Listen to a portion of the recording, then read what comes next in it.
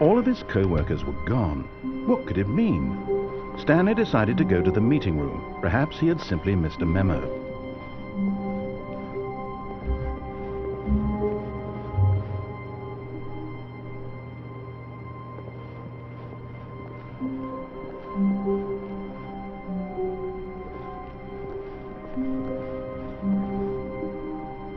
When Stanley came to a set of 2 open doors, he entered the door on his left.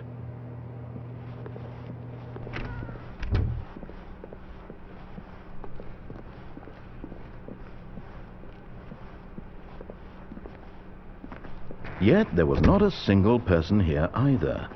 Feeling a wave of disbelief, Stanley decided to go up to his boss's office, hoping he might find an answer there.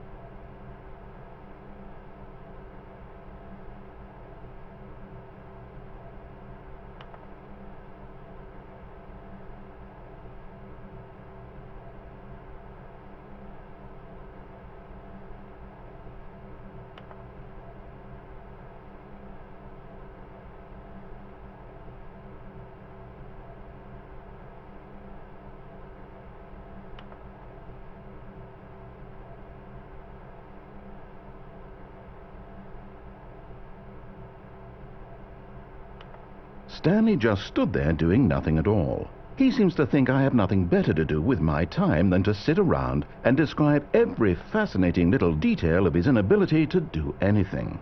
This is why Stanley and I are on such good terms.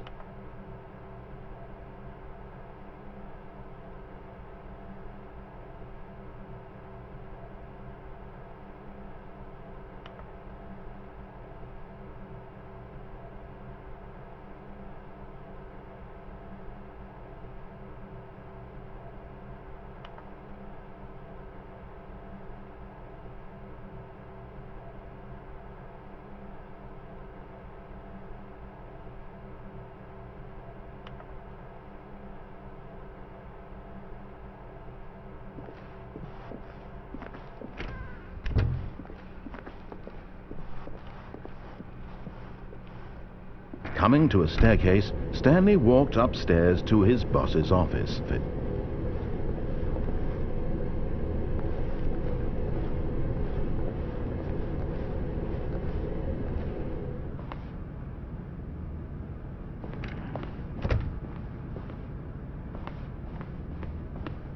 Stepping into his manager's office, Stanley was once again stunned to discover not an indication of any human life.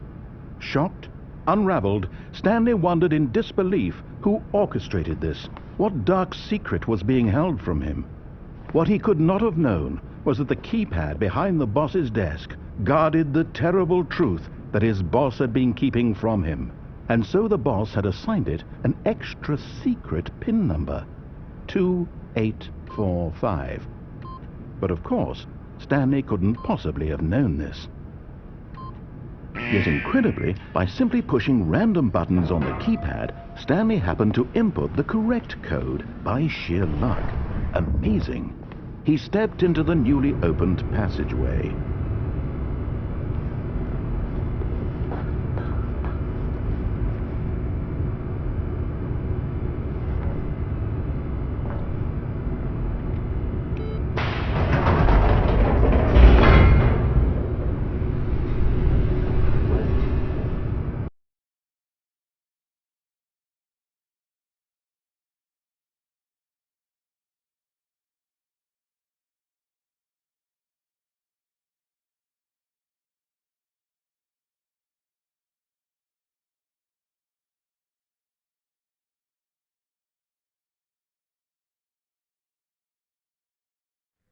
Descending deeper into the building, Stanley realized he felt a bit peculiar.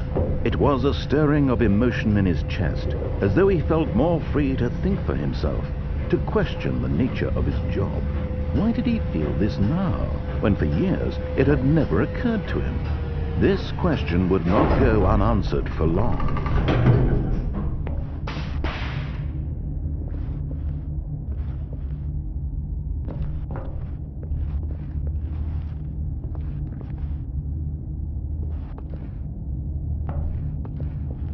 Stanley walked straight ahead through the large door that read Mind Control Facility.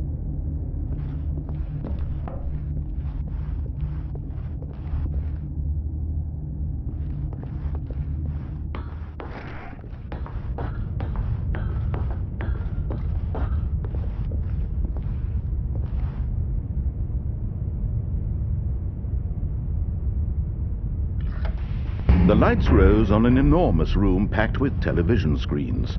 What horrible secret did this place hold? Stanley thought to himself. Did he have the strength to find out?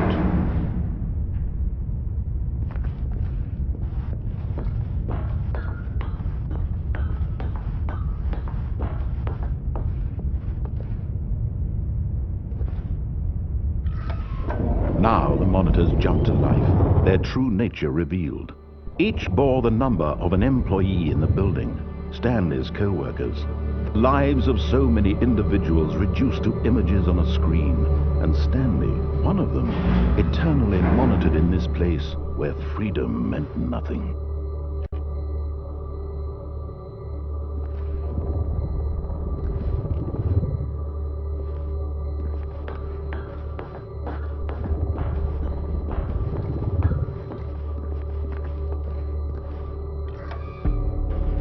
This mind control facility, it was too horrible to believe. It couldn't be true. Had Stanley really been under someone's control all this time? Was this the only reason he was happy with his boring job? That his emotions had been manipulated to accept it blindly?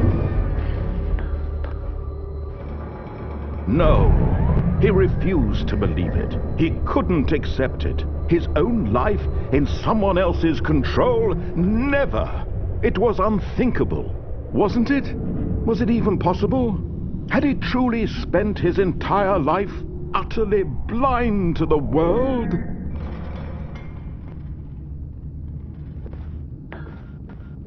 But here was the proof, the heart of the operation. Controls labeled with emotions, happy or sad or content. Walking, eating, working, all of it monitored and commanded from this very place.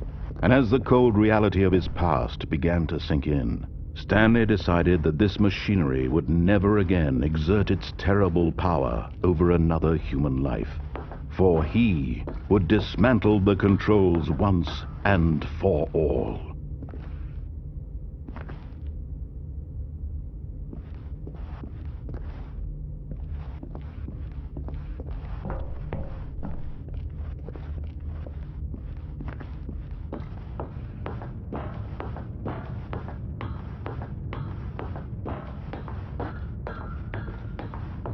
And when at last he found the source of the room's power, he knew it was his duty, his obligation, to put an end to this horrible place and to everything it stood for.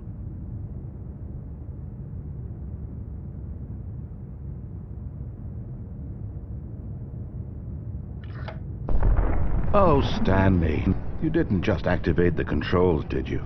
After they kept you enslaved all these years, you go and you try to take control of the machine for yourself. Is that what you wanted? Control? Oh, Stanley, I applaud your effort, I really do. But you need to understand, there's only so much that machine can do. You were supposed to let it go, turn the controls off, and leave. If you want to throw my story off track, you're going to have to do much better than that. I'm afraid you don't have nearly the power you think you do. For example, and I believe you'll find this pertinent, Stanley suddenly realized he had just initiated the network's emergency detonation system. In the event that this machine is activated without proper DNA identification, nuclear detonators are set to explode, eliminating the entire complex. How long until detonation then? Let's say 2 minutes.